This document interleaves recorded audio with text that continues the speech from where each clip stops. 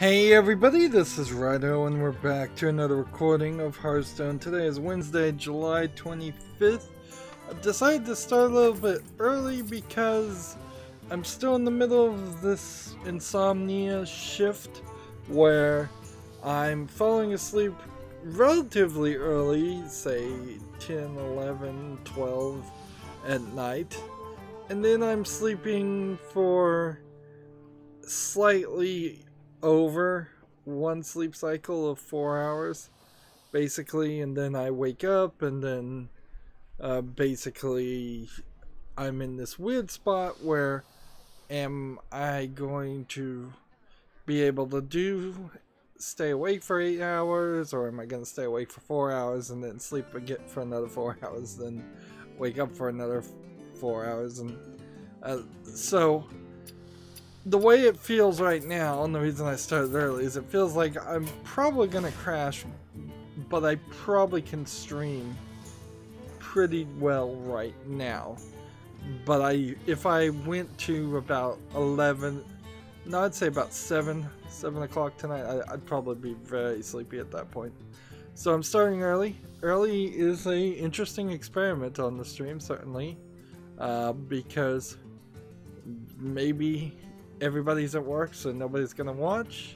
Maybe everybody's at school, or the younger people are in school, and so nobody's gonna watch. Or maybe everybody's at work and school, so they can watch. I've heard a lot of stories from fans where their bosses slash teachers are cool with them watching YouTube while they're doing their thing.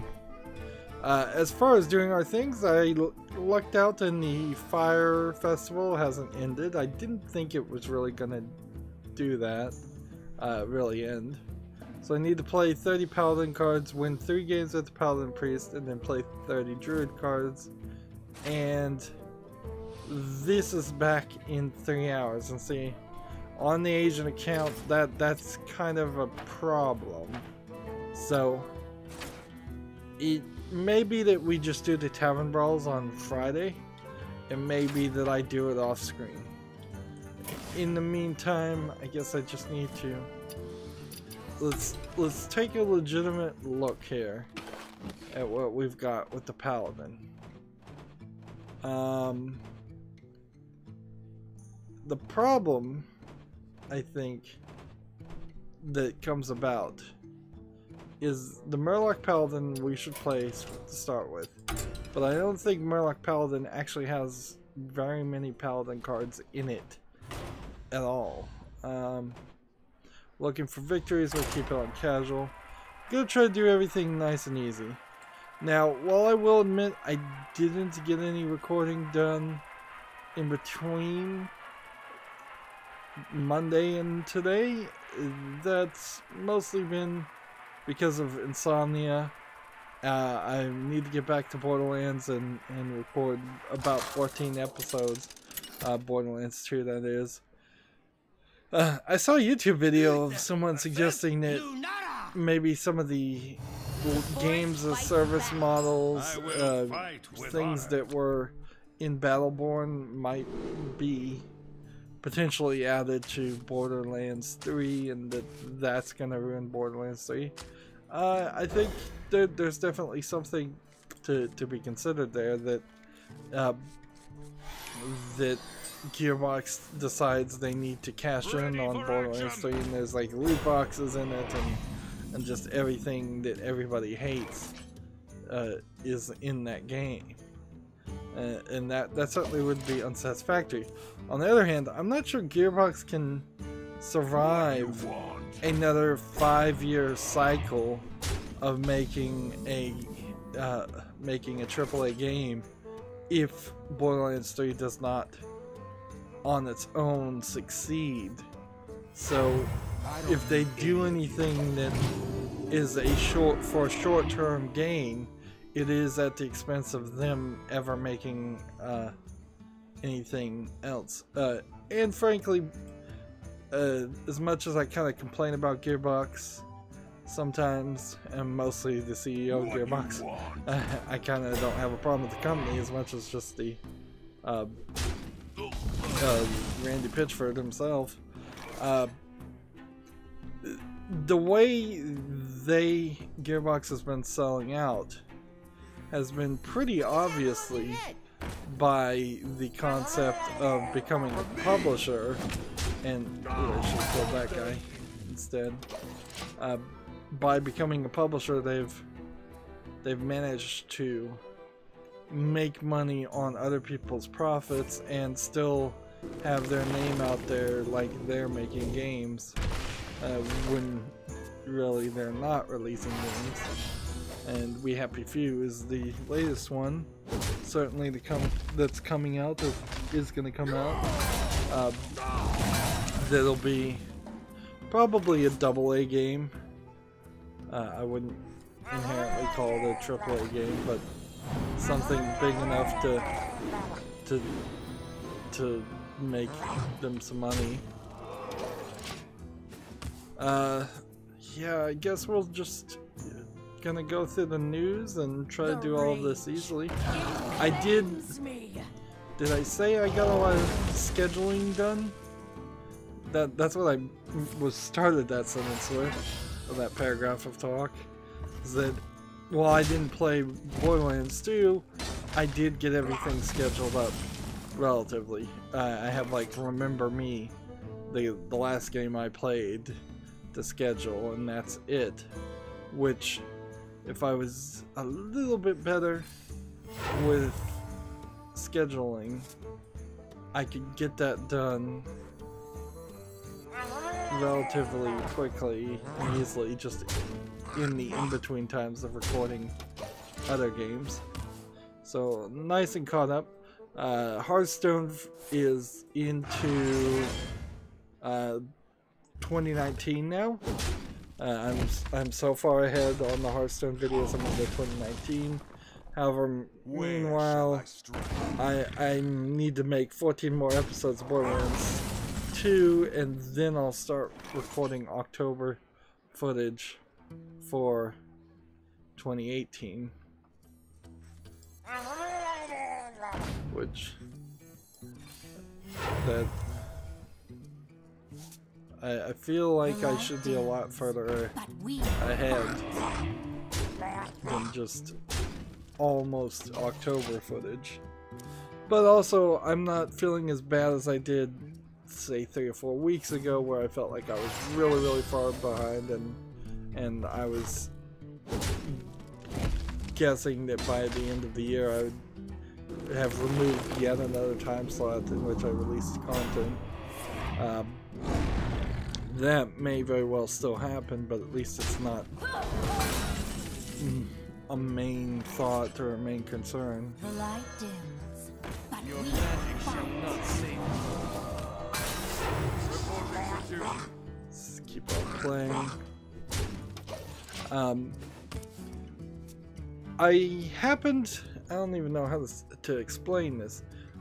In looking at Twitter right now, which will certainly be weird because they're starting earlier, there will be more things that are just kind of breaking news in the video game industry that might come out on Twitter in between when I look before starting the stream and by the time I'm done streaming. But one of the things, there was a video game developer who I followed who was asking about a picture of a drawn character that looked a little bit like Cassette from Les Miserables, and that got me thinking into this. See, the setup's all just a tangent. That whole part of the story didn't even matter. Like, I think it's the programmer or animation director for Ghost of a Tale, that he's got his personal Twitter mixed with his game Twitter account, I think is why I'm following. Anyways, but the setup doesn't matter. It got me to thinking about Remember Me and how that game is made by this French company, Don't Nod, and it's set in Neo Paris and Saint Michel, And how bad that story really was with the characterization and just what it was, since that was the last game I played. And you know, if they had just done a cyberpunk version of Les Miserables, or at least heavily stolen from Les Miserables, they would have told a better story. Frankly, part of what's weird about Remember Me is you play as an heiress, which is just jargon. The game is full of these cyberpunk jargon terms that just get in the way of people relating with the story. So basically, you're a terrorist, but she calls herself, but they call themselves heiress, against some form of corporate government, I guess, because you really don't ever get a feeling for sure that the world you're in is being run or by anybody other than this company called Memorize. But it's certainly a company. It's not like a government agency. You see a lot of police, quote unquote, that are working for Memorize, certainly, but you really don't know. There's a prison, certainly, in the game. It takes up probably half the game playtime as you're in and out of this prison called La Bastille, which I don't know why you would name your a new prison the Bastille, or reference it to something like that. It'd be much more PR appropriate to call your prison something like a rehabilitation center or something like that. But yeah, you're playing as an heiress, and you're basically the hotshot best heiress out there in this revolutionary movement against Memorize, and that is kind of the story of. Wow, I got a quick victory. That's kind of the story of Les Miserables. Not the first half, certainly, but certainly the third act of it is all built around the revolution, the French Revolution, and certainly Don't Nod, as a French company, should know their own history of the French Revolution. So it seems really weird that that was not how the story went. There's like one brief cutscene in a game full of cutscenes where you free all the prisoners and they start beating up the guards, but it never evolves into an actual movement. After that point, which is about halfway through the game, you're still very much the only person who's doing anything for the movement, as far as what you're shown. Which seems rather ridiculous, and twists at the end kind of leave the movement as this ignored afterthought, and so I don't know, maybe that would be something you'd springboard into a sequel, but I don't think that game will never get a sequel.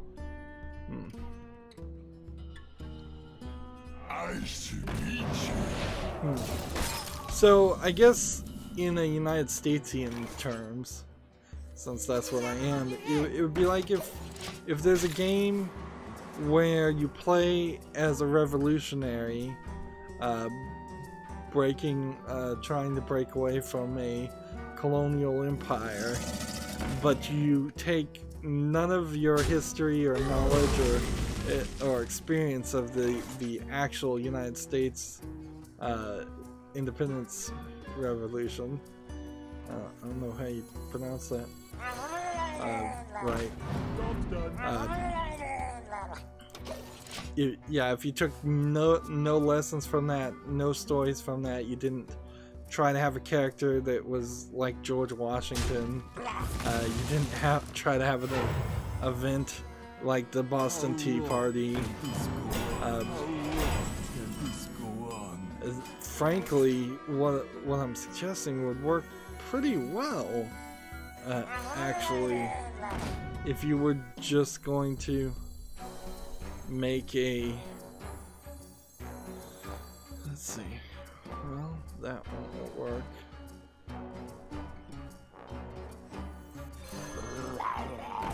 Yeah, if you were just gonna make like a cyberpunk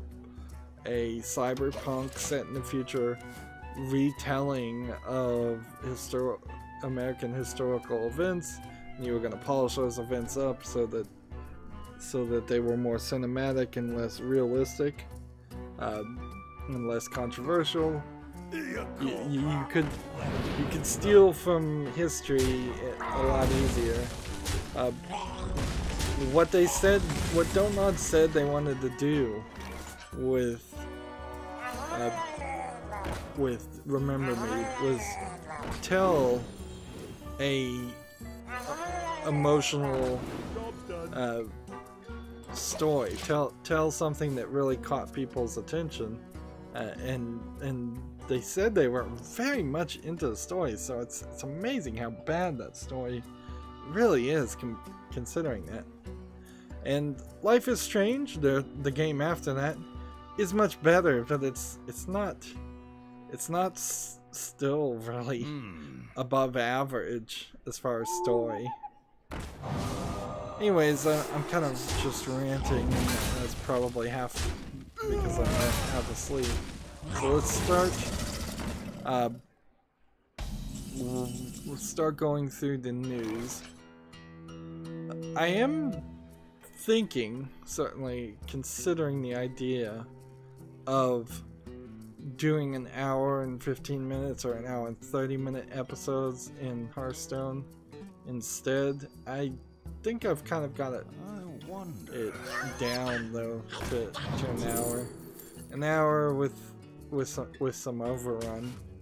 So if I set my alarm clock instead to go off at an hour and 15 minutes, I'd probably do an hour and 30-minute long videos, because it always takes a little bit longer to wrap something up. TechRaptor has a review for a PlayStation VR game called The Persistence. They give it an 8.0 out of 10. It's a VR game, so I don't care, but I scrolled down to the bottom, so I might as well mention that news story. Gematsu has an article, Kirby, Star Allies, Adeline, and Ribbon trailer, which is a Nintendo trailer for a Switch game, for a Switch Kirby game. Wow, the graphics don't look very good. Like, I think that probably would be a issue if I was to get a Switch and start buying games and start really looking at them. Coming from a PC perspective and mostly playing games or getting games that are 1080p or higher, extremely high details, switching down to a Switch level of graphics could once it's actually in front of my face, be such a visual disappointment that even something like Breath of the Wild may not look that great. I doubt that would be the case for the Mario games, since they're so stylistic anyways. But yeah, a low effort Switch game is probably going to be not desirable to look at. The light dims. We've got a game on Steam called Dungeon Rankers. It looks like an, I don't know what you call this. Let's see. A late MS-DOS level dungeon crawling game. Maybe Windows 95 dungeon crawling game. They want $2.99 for it. It suffers from just having tiny little sprite graphics, and there seems to be a lot of text explaining what's happening on the left side, and little pop-ups of information on the right side. The battle.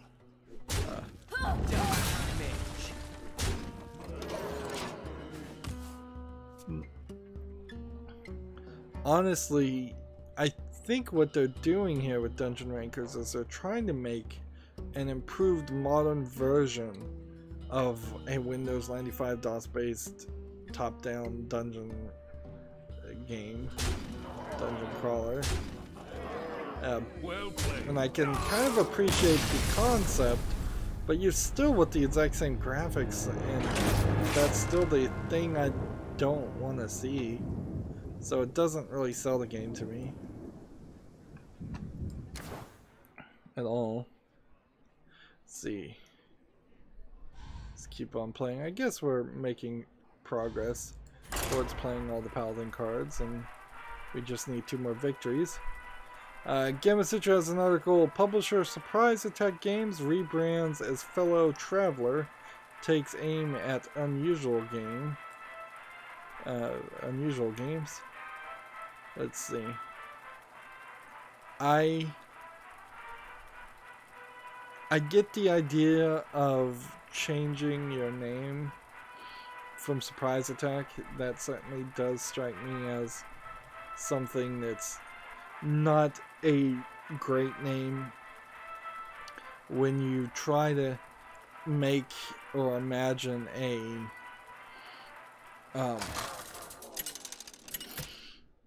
serious game, like a really serious game. Battlefront, for instance. If you see something called Surprise Attack in front of that may, from the word go, lose people's attention. Fellow Traveler is a little more generic and works, although ideally I guess you want a one-word name that kind of means nothing. EA, Ubisoft, stuff like that. Like Ubiquitous Software is what Ubisoft stands for, but nobody really cares or is gonna know that. EA stands for Electronic Arts, but it's never expanded upon. Let's see. So, let's see.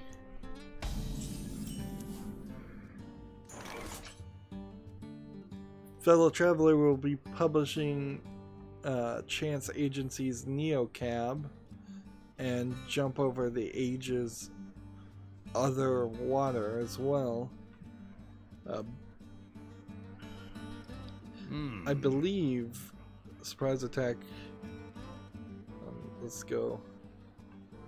The story is that they're looking at small games, A-level games, and maybe indie games too, but it's kind of a different definition of indie than what I would think. To me, indie is an independent developer without a publisher, not a team of 30 independent developers without a publisher. But certainly there needs a better, needs to be a better, more consistent definition.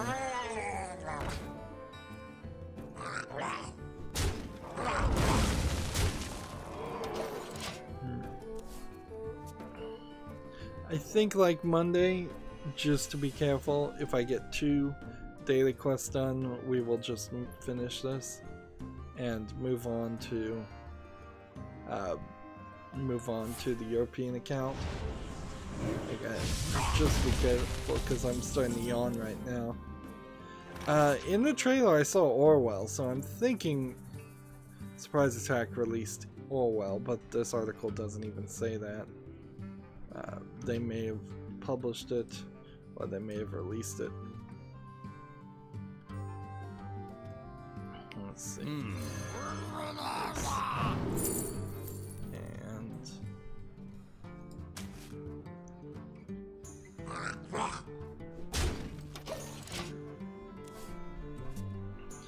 so I'm trying out GameIndustry.biz as a new news source, as our particularly an industry source that's talking about sales and things that are not going to get mentioned by PC Gamer and other sources like that. So they have an article here. Square Enix partners with Blacknut for cloud gaming. Let's see if I can figure out who Blacknut is. Partnership will bring Warcraft Go, Hitman Go, and more to the Blacknut supported devices, which is not really much of anything because they've already said that they weren't making any more of those games.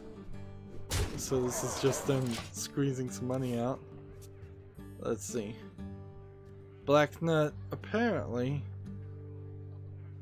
works on Amazon Fire TV, Android TV, PC and Mac, and Linux. Is coming.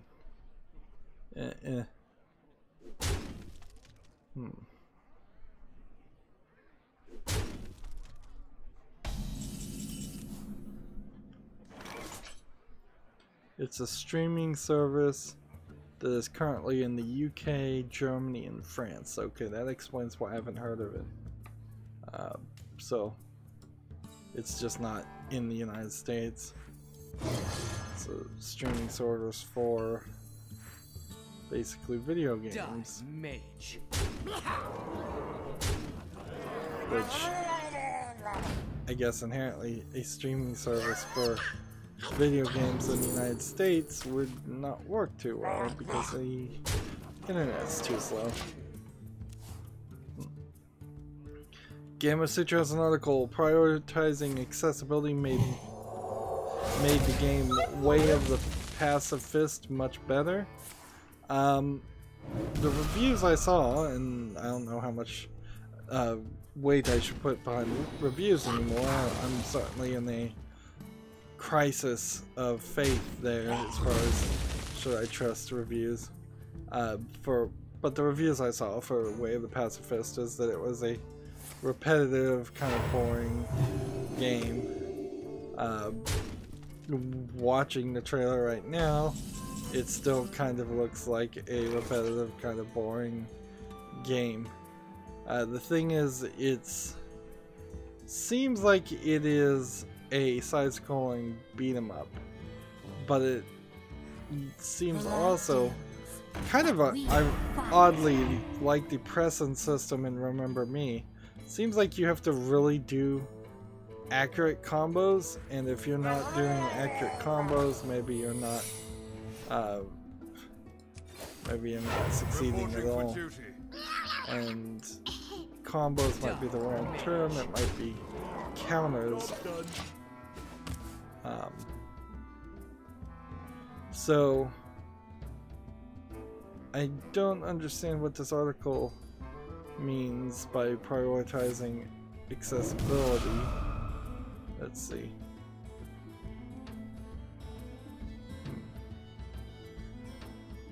They say Way of the Fist is an arcade brawler that...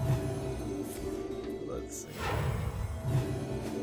There's a quote here. As a creator, I of course want everyone to experience what I create. For any game I develop, I want as many people to play it as possible. Some will enjoy it, some less so, but it's important that as many as possible be able to play it.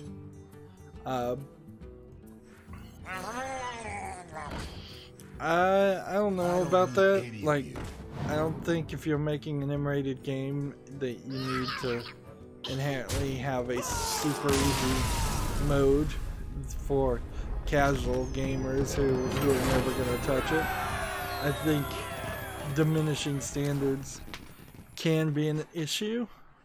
I also think probably as a bigger issue is that as you add more levels of difficulty, there's usually one way in which the game is balanced and the right way to play it, which is usually known. Remember Me, I guess I'm going to be talking about Remember Me a lot more than I thought I would be at this point. For instance, Remember Me was horribly difficult even on normal mode because of their crazy pressing system and combat system. So Uther versus Malfurion. I must protect yeah, the wild. I will fight with honor. I don't know what if you really need to focus on that much. I mean, it's an interesting idea, certainly, to make your game as accessible as possible, and you try to help. Certainly, you don't want to be a jerk about it, but in a similar way to another story I've seen, sometimes you just have to draw a line and make things not as accessible as possible.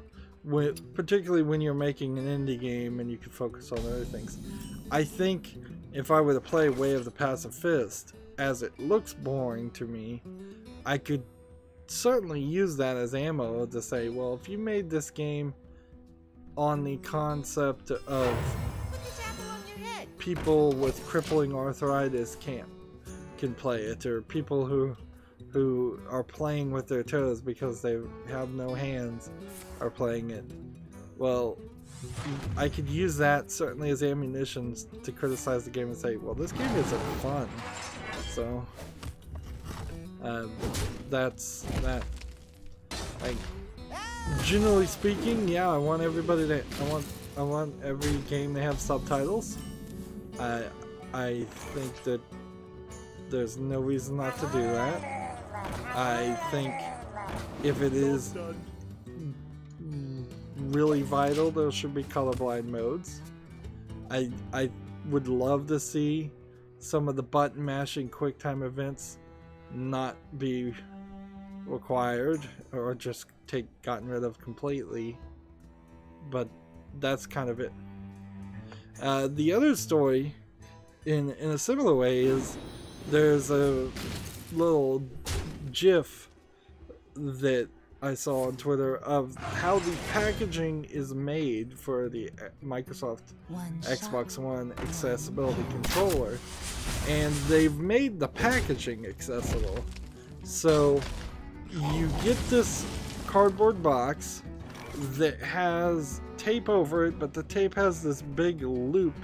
One would assume that the big loop is so that somebody with a hook for their hand, I suppose, or some other like issue can still grasp on it and pull on that hoop to then remove the tape, and then once the tape is removed, the box unfolds kind of flat, and then there's another big hoop that you pull to pull and slide out the accessibility controller, and apparently that thing you're pulling is actually part of the instructions too. And then there's another box under the accessibility control with another big hoop, and they call this accessibility packaging, and I'm thinking to myself, it's like, honestly, I kind of get the idea that you'd want to make it so that disabled people could live independently without ever getting any assistance, but you're being really ridiculous there. Like, almost certainly there's gonna be somebody that comes around in regular intervals and helps them, and probably opens all their mail for them, because if they're getting bills and letters and things, they certainly don't have accessibility packaging on it. So it's not a big deal to have accessible packaging. If they want to do accessible packaging, the first thing people should do is stop putting things in blister packs, which are a nightmare for even the most able people to open. And also, the accessibility controller almost certainly is going to need somebody who is technically minded and able-bodied to set it up for them and help them. And like I've said previously on the accessibility controller, it's still probably only going to help half the people that would like to be able to play Xbox One. There's certainly going to be a collection of people that no matter what you do, they're just not gonna be in a good enough position to be able to interact with those types of things.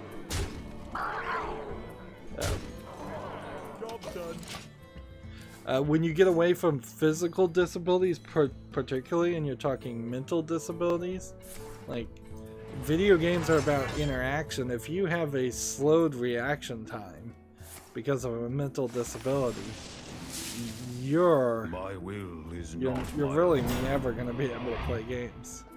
Like, imagine if there was something like Pac-Man, but it had an accessibility option where it says, we can slow down the ghosts. Just turn this dial, we'll just slow down the ghosts, and we'll slow down the timer. So many people would cheat with that at that point. It might be actually a good idea if there was something like that actually, but it stops making the world a level playing field, and it stops being, it starts asking the programmers to add a lot of features that are probably not worth developing on. This feels like this is again a Sutra article that is focused on promoting Way of the Passive Fist. It's pretty much, this game didn't sell as well as we'd like, so let's promote it in a weird way. Do a little virtue signaling.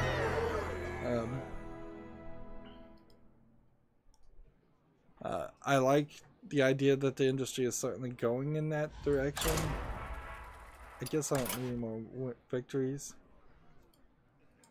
And now I think I've crashed the game.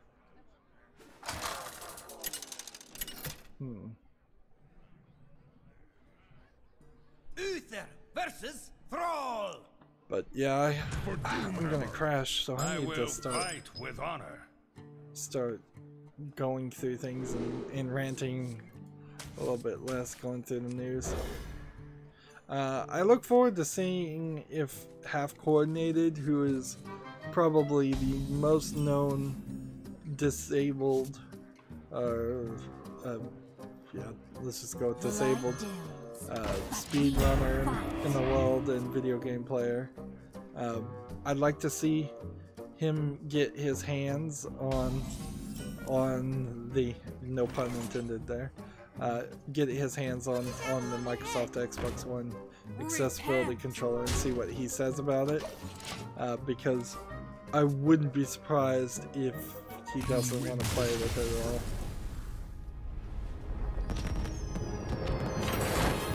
Well, I'm getting too many victories at this point.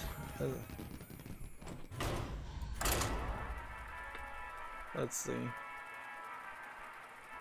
We got a game on Steam called Blessed Surface.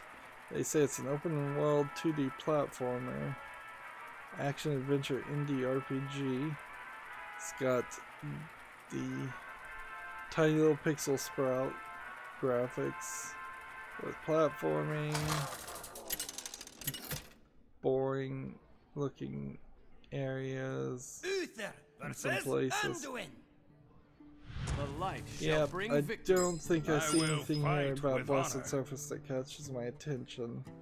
It's early access, $5.99. So let's move on. TechRaptor has an article. The ambitious Fallout Miami mod brings players to the vacation wasteland.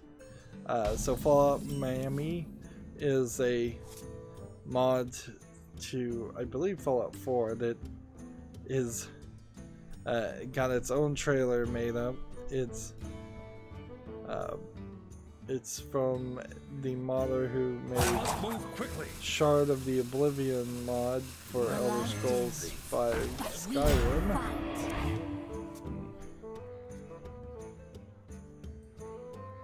So they basically worked, him and his team basically worked to make a DLC sized expansion for Fallout 4. The thing about the trailer that I'll say is it seems like the one thing I would have liked is for them to have zoomed out at the end and had the voice who was talking over the entire trailer zoom out and show that he was a ghoul, and like have you play as a ghoul throughout the whole game. That's certainly something you could try to do in the Fallout universe.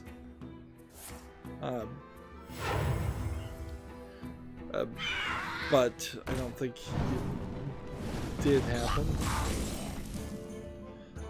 Fallout Miami will hit Nexus mods soon and is currently exclusive to the PC version of Fallout 4, of course.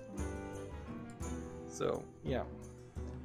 If you're big into Fallout mods, that's probably one to get. I guess you don't even really have to be big into Fallout mods. If you just want to get some more life out of Fallout 4, Fallout Miami is probably something you could do with it.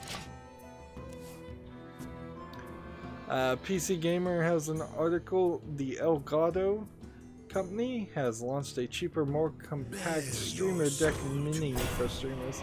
Same features with only fewer buttons and a lower price tag. The Stream Deck is a button pad billed as a companion accessory to streamers, according to this article, and it costs, this Streamer Deck Mini cost under $100, whereas the full-sized one had 15 buttons, and miniaturized version sports 6. Each one is planted on a LCD screen and they are fully customizable, so the small LCD screens that you can program to do different things. So it gives you like a weird combination of this is a screen that you could have a subscriber count or something on, or this is a button that you can press to say start or stop recording. Certainly I could see reasons to want indicators that you're recording. As somebody who has accidentally not recorded a couple times, and many times I've wondered if I was recording, but $100 doesn't seem like it's worth it for 6 buttons. And one of the things that makes it really difficult to justify in my mind is the idea of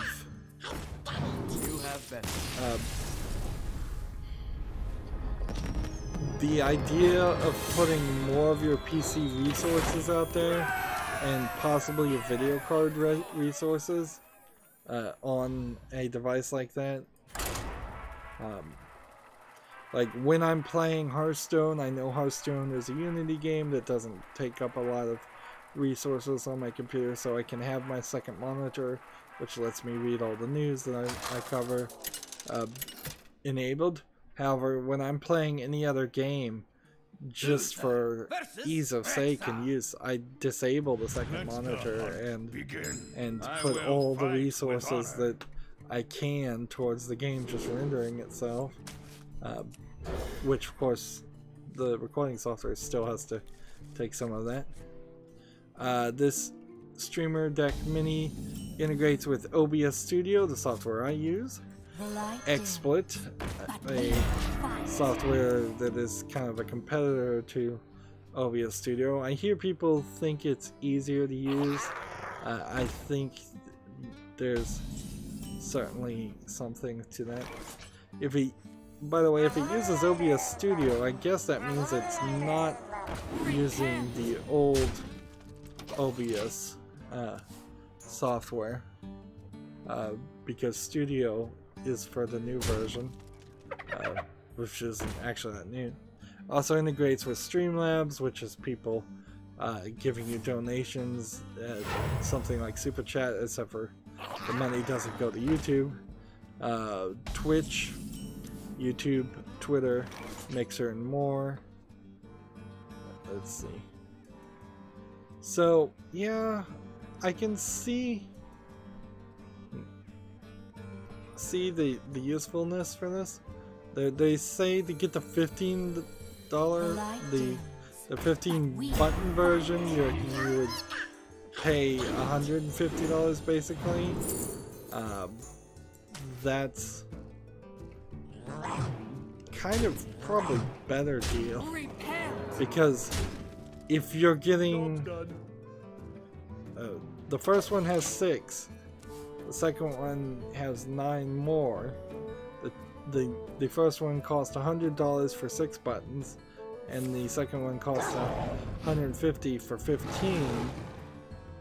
Yeah, you're paying probably what is that? Is that $30 or $3 less per button? No, it's probably $30 less per button. I can't do the math, I'm falling asleep. So yeah, I think it'd probably be better getting the 15 button version. Anyways. Yeah, it's really a gadget that I would get knowing it was a gadget, and then I was really just goofing off with it. I don't think it's really gonna be that helpful. I assume you could probably use it to do a soundboard, but if you're gonna do a soundboard, you probably want a lot more than 15 buttons. Even if I think in the Elgato system, you can probably make the buttons folders, so you could have like 15 folders on the screen at the start, and then when you click on a folder, you could have 14 subfolders or a 14 sounds, and then you'd need a back button in every subfolder, so you could keep going down that route. But frankly, if you're going into a folder, it's probably taking you so long to play that sound effect that it's not going to be funny. And inherently, that's where all the soundboards and all the music equipment, the reason why a audio board has so many sliders, knobs, and dials is because you want to instantaneously be able to adjust something. You don't want to have to go through menus. Once you get into the digital realm of things like that, it's not really efficient enough.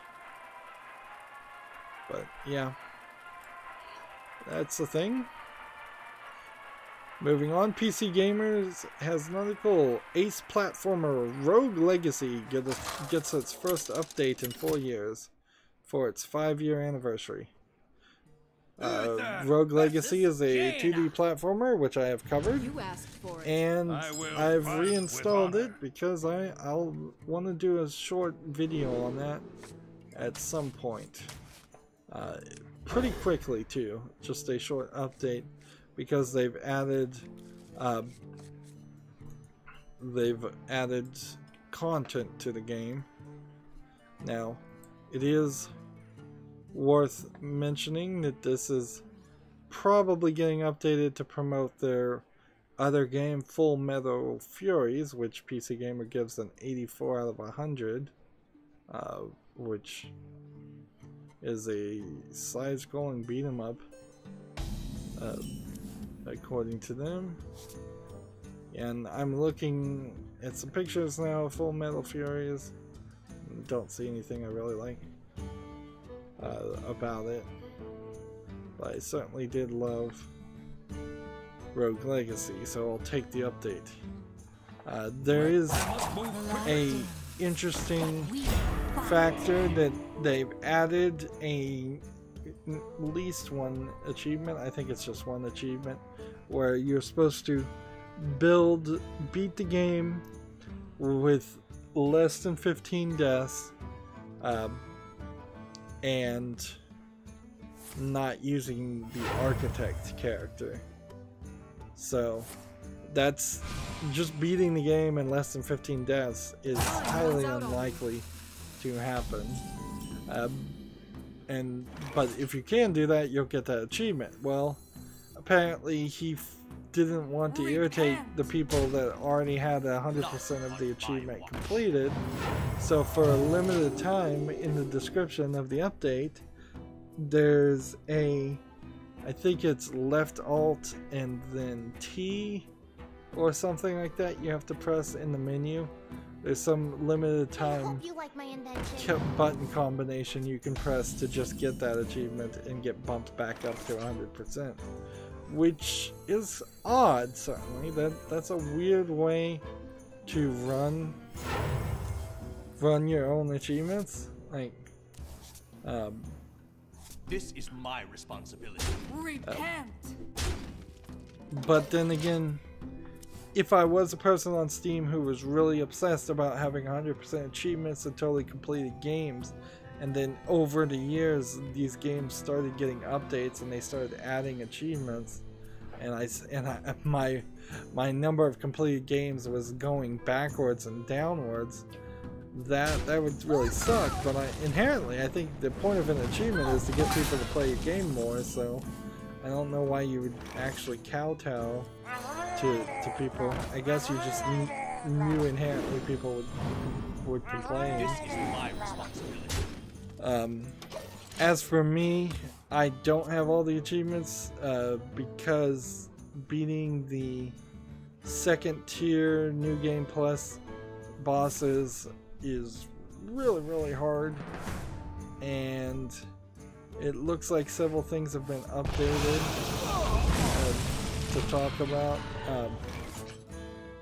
Yeah, it's left alt, caps lock, then T from the title screen if you want that achievement. So they've added donation boxes to upgrade your unique characters when fighting the remix boxes, which are optional amped up versions of the regular bosses. By dumping a bunch of gold into the donation box, you can power up your heroes from the past and give yourself an extra edge. And that was certainly what killed me in the game, is that I did not have a chance of beating the remix optional bosses. There's improvements, cloud saving has been added, and there's some new traits. Let's see. For instance, there's prosopagnosia, the inability to remember familiar faces,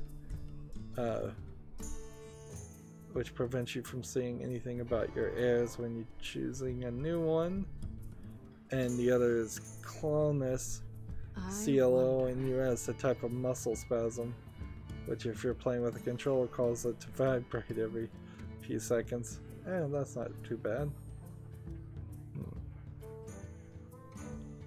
I wouldn't be surprised if I actually, personally, had a very mild case of prosopagnosia, because sometimes, yeah, I don't recognize people's faces. I am not good with faces, certainly.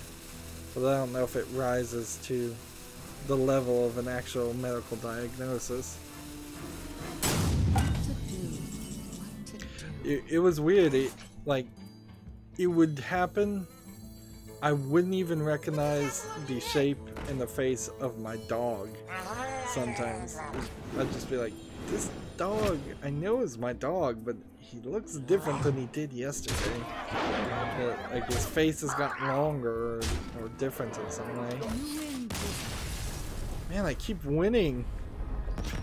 This is silly to complain about winning, but I really do keep winning a lot. So I'm gonna have to ask a question here, just to the universe. Nobody's gonna really answer this. We've seen the beginnings of troll games and just very low effort games that are back in the field of selling on sex and nothing else, and having a bunch of like women character models or women bases. We had one that was like, what was it called, Sexy Sniper on Monday. They came out. Well, we've got another one called Horny Fighter, and it looks like total garbage. But the question comes down, not that this is happening, because this has happened before, certainly. This is just a troll developer selling it for 40% off for 59 cents, which maybe that's the only way you can get it down to the cheapest, is maybe you have to sell it for 99 cents minimum, and then you can only go down as 40% off. Reporting for duty.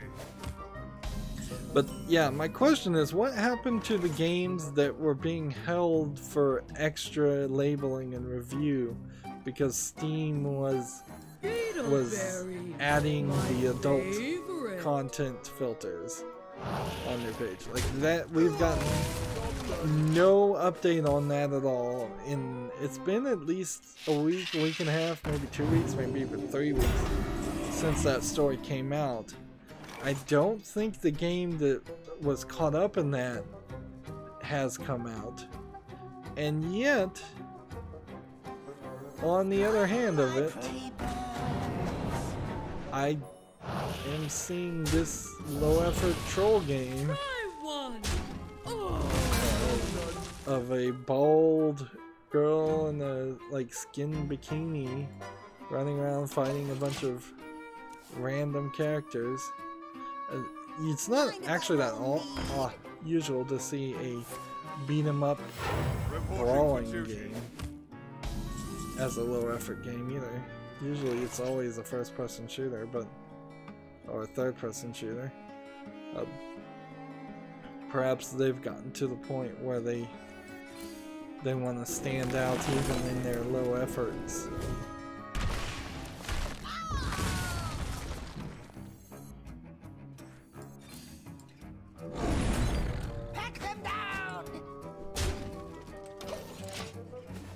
Next game we have on Steam is called Romancing Monarchy. It's a RPG Maker game. So I really don't have anything else to say about it. I'm looking at the trailer and it does seem like the animation might be a little bit better looking, but for RPG Maker games, that's not even a credit to the creators of the games usually. That's just like built-in animations, as I understand it. So, Romancing Monarchy is 40% off for $1.79, and that's really all I care to say about an RPG Maker game. Almost certainly never going to play another one. Reporting for duty. They all suck. That's just all it comes down to.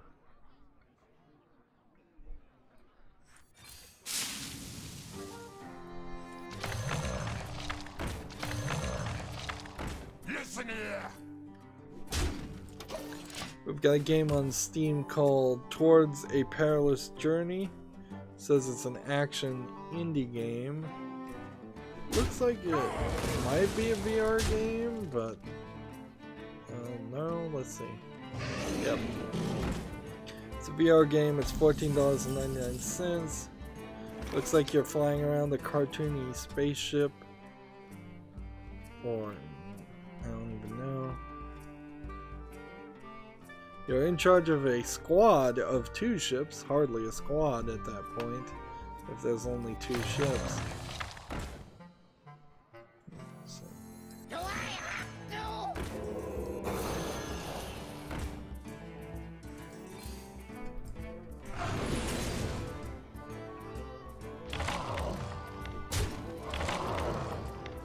Just keep on playing. Yeah, there's some very awkward color choices here, and just some generic shapes, it seems. Like, it doesn't feel like this game has any visual consistency at all. Yep. Well, it's a VR game, I wouldn't play it. I'm never gonna play it, but even if it wasn't a VR game, I wouldn't play it, so let's move on. I'm not sure how many actual things I have open right now as far as tabs. But I think this probably should be the last last game for this recording. We've got a game that is also from the University of Cambridge Engineering. This is the only game from them. This seems like colleges are getting up with the idea of publishing their games on the Steam, with Steam Direct. I think there's gonna have to be a instance where I think Valve is gonna have to put the kibosh on that and just say, no, we're not gonna let you put your students' games on our servers. My hand is too full. Or we're not gonna. Well, I don't know. I don't know what they can really do there. It's like, because it really would just be an unfair censoring of the colleges and the student developers. Anyways, the game I'm looking at is called Wired. It's clearly a student project. Or at least it looks like that. It's not great by any means, but it seems to be a collection of different ideas. Inherently, it's probably a collection of different students working together.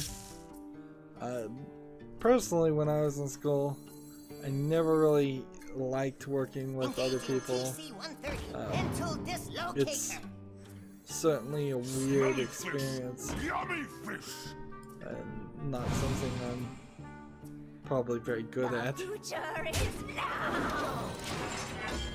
But particularly in programming and such, it's easy to section off and have one programmer do most of the work and then have everybody else do very little of it.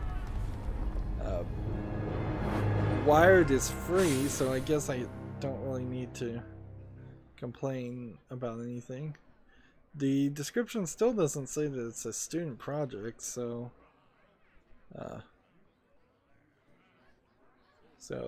yeah, that's kind of weird. It has like an all-time peak of 9 people. Yeah, I'd say go check out Wired if you want a free game, as it's just gonna cost you your time to download it and install it, and that's kind of it.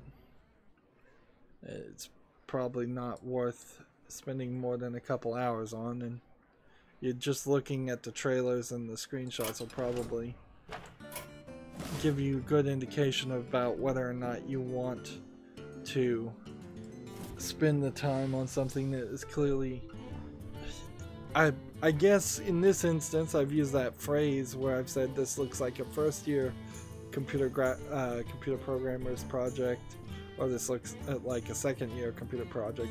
Wired looks like it is a fourth-year computer project game. The animation is not great. It does not look like a fourth-year computer animator's game, but it does seem to have several different interactions and concepts and gameplay mechanics, and several different elements that imply to me that there's a little bit more experience behind that. Anyways, that's going to be it for this recording. Stay tuned if you're watching live. I'm going to go ahead and switch over to the European account in the meantime. As always, I ask you to like, share, subscribe, comment, and watch every second of my videos. If you want a friend or follow me on any social media sites, there's a whole bunch of links down below in the description box. Thank you for watching. Have a good evening.